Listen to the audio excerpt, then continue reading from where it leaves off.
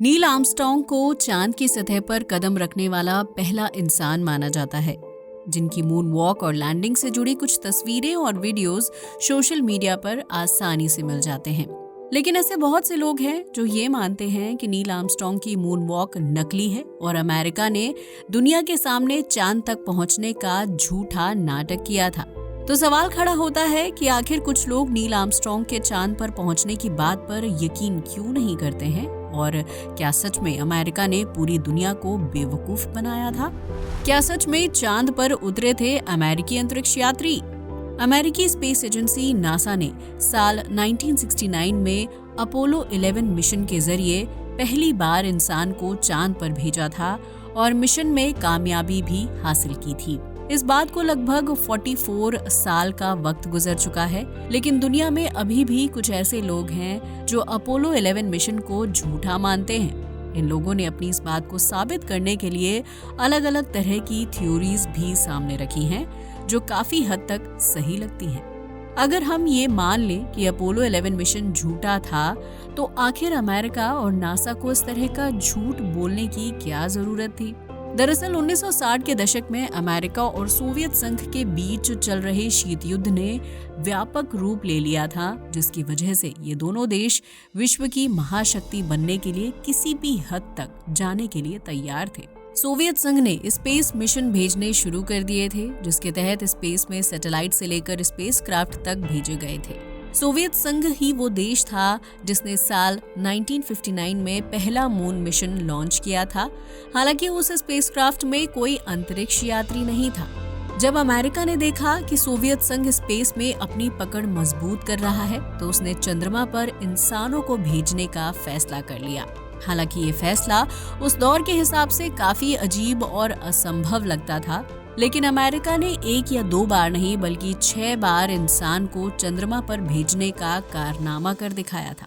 तो सवाल खड़ा होता है कि चंद्रमा पर पहले पहुंचने वाले सोवियत संघ को अमेरिकी स्पेस एजेंसी नासा ने कैसे पछाड़ा और कैसे उसने अलग अलग बार इंसानों को चंद्रमा की सतह पर भेजने में कामयाबी हासिल कर ली, जबकि इस दौरान नासा के अंतरिक्ष यात्रियों ने चंद्रमा की सतह पर खड़े होकर फोटोग्राफी और वीडियोग्राफी भी की थी।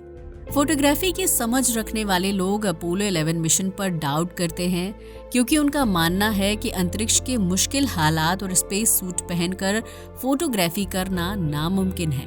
ऐसे ही एक फोटोग्राफर हैं मार्कस एलन, जिनका ये कहना है कि अपोलो 11 मिशन में जाने वाले अंतरिक्ष यात्रियों ने चंद्रमा की सतह पर इतने मुश्किल हालत में कैमरे से फोटो कैसे क्लिक की होगी, क्योंकि स्पेस सूट को पहनकर हाथ और उंगलियां पूरी तरह से कवर हो जाती हैं और इस वजह से कैमरे के बटन को प्रेस करना भी मुश्किल हो जाता है। वहीं उस दौर में आज के मुकाबले काफी अलग कैमरे का यूज किया जाता था, जिसमें फोकस सेट करना या फिर सही एंगल लेते हुए कैमरे का बटन क्लिक करना जमीन पर ही मुश्किल काम साबित होता था। अंतरिक्ष यात्रियों ने स्पेस सूट पहनकर न सिर्फ कैमरे को चलाया, बल्कि चंद्रमा पर खड़े होकर फोकस सेट किया, राइट एंगल में तस्वीरें क्लिक की थी, और इन सभी चीजों को लेकर ही फोटोग्राफर्स को अमेरिकी एजेंसी और अंतरिक्ष यात्रियों के अपोलो 11 मिशन पर शक होता है। वहीं इस मिशन को सच बताने वाले जानकारों का कहना है कि अपोलो 11 मिशन के लिए खास तरह का कैमरा बनाया गया था, जिसे हैसलब्लेड 500EL नाम से जाना जाता है। इस कैमरे को स्पेस सूट के साथ अटैच कर सकते थे, जिसकी वजह से अंतरिक्ष यात्री को हाथ से कैमरे को पकड़े रखने की जरूरत नहीं पड़ती थी। वहीं इस कैमरे में क्लिक बटन भी काफी बड़ा बनाया गया था, जिसकी वजह से अंतरिक्ष यात्री स्पेस सूट पहने हुए भी आसानी से पिक्चर क्लिक कर सकते थे। इसके अलावा अंतरिक्ष यात्रियों को मिशन में भेजने से पहले ही उन्हें कैमरा चलाने की अच्छी खासी ट्रेनिंग दी गई थी, जिसे उन्होंने स्पेस सूट पहनकर पूरा किया था। नासा के अंतरिक्ष यात्रियों के लिए चांद की सतह पर खड़े होकर तस्वीर क्लिक करना आसान था, जिसे आम लोग मुश्किल या फिर नामुमकिन मानते हैं। लेकिन इन तस्वीरों में कमी ढूंढने वाले लोग इस थ्योरी से पूरी तरह से संतुष्ट नहीं थे, लिहाजा उन्होंने तस्वीरों में दूसरी कमी भी ढूंढ निकाली थी। इन लोगों का मानना था कि चंद्रमा की सतह पर क्लिक की गई तस्वीरों में अंतरिक्ष यात्रियों की परछाई दिखाई दे रही है, जो इस बात का सबूत है कि उन तस्वीरों को चांद पर नहीं बल्कि किसी रेगिस्तान या फिर स्टूडियो में क्लिक किया गया है। दरअसल जिस वक्त अपोलो 11 चंद्रमा की सतह पर लैंड हुआ था, वहां लाइट का सोर्स सिर्फ सूर्य था। सूर्य से आने वाली रोशनी के चलते चंद्रमा की सतह पर बनने वाली परछाई पैरेलल होनी चाहिए थी। लेकिन अगर नासा की तरफ से जारी की गई तस्वीरों पर गौर किया जाए तो उनमें अंतरिक्ष यात्रियों की परछाई पैरेलल नहीं है। हालांकि परछाई को पैरेलल बनाने में वस्तु, उसकी स्थिति, लाइट की दूरी और सतह की बनावट अहम भूमिका निभाती है, जिसकी वजह से कई बार धरती पर भी किसी वस्तु या इंसान की परछाई पैरेलल नहीं बन पाती है। परछाई को ध्यान में रखते हुए अपोलो 11 मिशन को झूठा करार देना पूरी तरह से सही नहीं है, क्योंकि परछाई बनने के लिए कई तरह के कारक जरूरी होते हैं। नासा के अंतरिक्ष यात्रियों के चंद्रमा की सतह पर क्लिक की गई एक दूसरी तस्वीर पर भी लोग संदेह करते हैं, जिसमें एक अंतरिक्ष यात्री स्पेसक्राफ्ट से नीचे उतरते हुए दिखाई दे रहा है। इस तस्वीर को लेकर डाउट करने वाले लोगों का कहना है कि स्पेसक्राफ्ट पर सूर्य की रोशनी पड़ रही है और इस वजह से जमीन पर उसकी परछाई भी बन रही है। लेकिन अगर स्पेसक्राफ्ट से नीचे उतर रहे अंतरिक्ष यात्री पर नजर डाली जाए तो उनके सामने पूरा स्पेसक्राफ्ट खड़ा है। अंतरिक्ष यात्री की बॉडी किसी भी तरह से सूर्य के संपर्क में नहीं आ रही है, लेकिन इसके बावजूद भी स्पेसक्राफ्ट के पास उनकी तस्वीर बेहद साफ दिखाई दे रही है और स्पेस सूट पर रोशनी भी दिख रही है। जबकि असल में स्पेसक्राफ्ट सामने होने की स्थिति में अंतरिक्ष यात्री की बॉडी पर रोशनी नजर नहीं आती और इस वजह से तस्वीर में ज्यादा अंधेरा देखा जा सकता था। लेकिन वहीं इन तस्वीरों के पक्ष में बोलने वाले जानकारों का कहना है कि चंद्रमा की सतह पर सूर्य की रोशनी रिफ्लेक्ट होती है, जो सिर्फ धरती तक ही नहीं पहुंचती है बल्कि चंद्रमा की सतह पर भी वो लाइट रिफ्लेक्ट होकर इधर उधर फैलती है। तस्वीर में अंतरिक्ष यात्री की बॉडी पर रोशनी इसलिए नजर आ रही है क्योंकि उसके ऊपर चंद्रमा की सतह पर रिफ्लेक्ट होने वाली लाइट पड़ रही है, जिसे बैकलाइट के नाम से भी जाना जाता है। नासा के इस मिशन को झूठा बताने वाले लोग चंद्रमा की सतह पर लगाए गए अमेरिका के झंडे को भी शक की नजरों से देखते हैं, क्योंकि उनका कहना है कि सूर्य की रोशनी झंडे के दोनों तरफ पड़ रही है। वहीं इस मिशन के पक्ष में रहने वाले लोगों का कहना है कि चंद्रमा की सतह पर लगाने के लिए नायलॉन का इस्तेमाल करके अमेरिका का झंडा बनाया गया था, जबकि इस कपड़े से सूर्य की रोशनी आसानी से आर पार हो जाती है। यही वजह है कि चंद्रमा की सतह पर अमेरिका का झंडा लगाने के बाद उसके दोनों तरफ सूर्य की रोशनी देखने को मिलती है।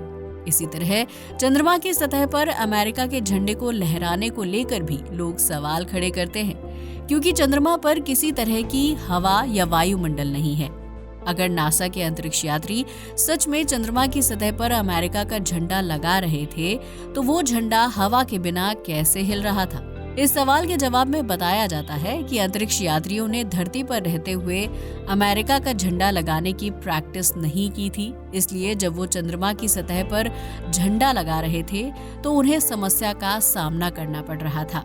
दरअसल चंद्रमा की सतह थोड़ी ऊबड़ खाबड़ थी और झंडे की रॉड को सतह के अंदर गाड़ने में ज्यादा ताकत लगाने की जरूरत थी। ऐसे में जब अंतरिक्ष यात्रियों ने सतह पर झंडा लगाया तो ज्यादा जोर लगाने की वजह से झंडा हिलने लगा था। वहीं चंद्रमा की सतह पर ग्रेविटी कम है तो तस्वीरों में झंडा हवा में लहराता हुआ दिखाई दे रहा था। इतना ही नहीं, इन तस्वीरों में चंद्रमा के पीछे दिखाई देने वाला आसमान बिल्कुल काला नजर आ रहा है, जबकि धरती से देखने पर आसमान में ढेर सारे तारे टिमटिमाते हुए नजर आते हैं। इस सवाल का जवाब देते हुए वैज्ञानिक बताते हैं कि चंद्रमा की सतह पर सूर्य की ज्यादा रोशनी पड़ती है जो रिफ्लेक्ट होती रहती है। जब चंद्रमा की सतह पर खड़े होकर अंतरिक्ष यात्री तस्वीर क्लिक कर रहे थे, उस समय कैमरे के लेंस में चंद्रमा की सतह से रिफ्लेक्ट होने वाली रोशनी बहुत ज्यादा मात्रा में लेंस के अंदर जा रही थी। उस तेज रोशनी की वजह से कैमरे का लेंस बैकग्राउंड में मौजूद तारों या फिर उनकी टिमटिमाहट को कैप्चर नहीं कर पाया था, जिसकी वजह से तस्वीरों में आसमान काला नजर आ रहा है। नासा के वैज्ञानिक भले ही सभी सवालों का जवाब देने में कामयाब रहे हों, लेकिन एक ऐसा सवाल है जिसका सटीक जवाब आज तक कोई नहीं दे पाया है। आमतौर पर जब कोई स्पेसक्राफ्ट या लैंडर सतह पर लैंड करता है तो उसकी मोटर से पैदा होने वाला थ्रस्ट जमीन पर मौजूद धूल, मिट्टी और पत्थर को इधर उधर फैलाने का काम करती है। इस वजह से जमीन पर अक्सर गड्ढा बन जाता है और स्पेसक्राफ्ट के लैंडिंग पैड्स उस धूल मिट्टी में धंस जाते हैं। लेकिन अगर अपोलो 11 मिशन के लिए भेजे गए स्पेसक्राफ्ट के लैंडिंग पैड्स पर नजर डाली जाए तो वो चंद्रमा की सतह पर बिल्कुल साफ सुथरे खड़े हैं। इस मिशन को फेक मानने वाले लोगों का सवाल है कि आखिर चंद्रमा की सतह पर स्पेसक्राफ्ट ने बिना धूल मिट्टी उड़ाए इतनी सटीक लैंडिंग कैसे कर ली। इस सवाल के जवाब में वैज्ञानिकों का कहना है कि स्पेसक्राफ्ट को चंद्रमा की सतह पर उतारने से पहले उसकी मोटर को बंद कर दिया गया था, जिसकी वजह से थ्रस्ट पैदा नहीं हुआ था और इस वजह से लगभग 75% धूल मिट्टी को इधर उधर उड़ने से बचा लिया गया था। लेकिन 25% धूल मिट्टी हल्की फुल्की थ्रस्ट की वजह से लैंडिंग पैड्स के नीचे से हट गई थी। लेकिन वो मिट्टी इतनी ज्यादा नहीं थी कि उससे चंद्रमा की सतह पर गड्ढा बन सके। वहीं अगर इस 25% मिट्टी की तुलना धरती की मिट्टी से की जाए तो लगभग 1250 किलोग्राम मिट्टी होती है और इतनी मिट्टी हटने से सतह पर अच्छा खासा गड्ढा भी बन जाता है। नासा वैज्ञानिकों के इस जवाब से ज्यादातर लोग संतुष्ट नहीं हो पाते हैं और वो अपोलो 11 मिशन को शक की नजरों से देखते हैं। इन सब बातों के बीच हमें ये नहीं भूलना चाहिए कि जिस लैंडर की मदद से नासा के अंतरिक्ष यात्रियों ने पहली बार चंद्रमा की सतह पर कदम रखा था, उस लैंडर को अंतरिक्ष यात्री मिशन शुरू होने से लगभग 14 महीने पहले धरती पर आसानी से कंट्रोल नहीं कर पाए थे और लैंडर को सॉफ्ट लैंड करवाने की प्रैक्टिस पूरी तरह से फेल हो गई थी। तो ये सवाल खड़ा होना लाजमी है कि धरती पर लैंड ना होने वाले मिशन को चंद्रमा की सतह पर बिना किसी नुकसान या तकलीफ के कैसे लैंड करवाया गया होगा। आपको क्या लगता है, अमेरिका ने सच में स्पेस रेस में आगे निकलने के लिए चांद पर पहुंचने का नाटक किया था या फिर लोगों द्वारा उठाए जा रहे सवाल गलत है? अपना जवाब कमेंट सेक्शन में जरूर शेयर करें और वीडियो को लाइक करना बिल्कुल ना भूलें। साथ ही हमारे चैनल को भी सब्सक्राइब करें। जय हिंद दोस्तों।